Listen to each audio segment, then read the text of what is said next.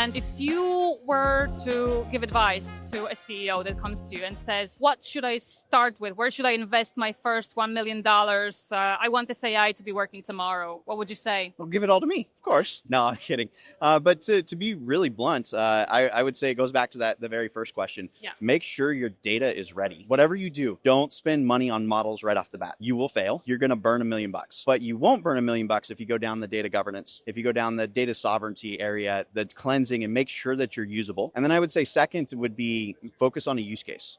A lot of people are coming through and saying, here, this is my use case. I'm going to invest on this LLM or this particular agentic process. And the outcome, there's no measurable ROI. And so by focusing on a very simplistic use case and an output, that's where you're going to go through. And then third is that's where you then focus in on your models. I really like the fraud models, the anti-money laundering, all of those. But then you can bring into the back end, monitoring your MPLS network, your throughput. All of those are ripe and ready for very large scale proven models that you don't have to take a whole lot of risk on. And then honestly, it comes down to educating your operators as well. Because if you implement AI, there's a lot of fear right now that AI is going to eliminate jobs. Yeah. Spend half of that on educating your staff on what AI is going to do and why it's better for them to have AI in the business, and that it's not eliminating, it's augmenting them. You're going to see skyrocketing results from your POCs versus just shoving it down your operators' throats. Yeah, I feel like people are a bit wary of AI just because they maybe don't know enough about it, about its capabilities. Oh yeah, I can see it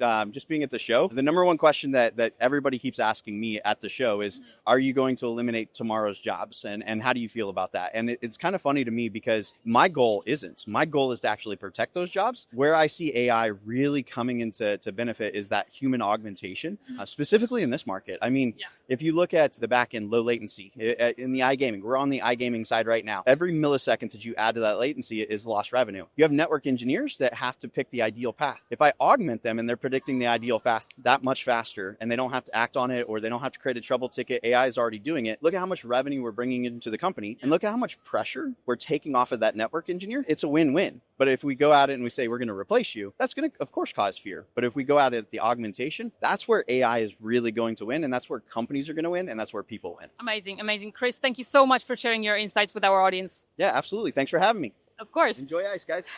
And thank you to everyone watching. Follow us for more content like this one from ICE Barcelona.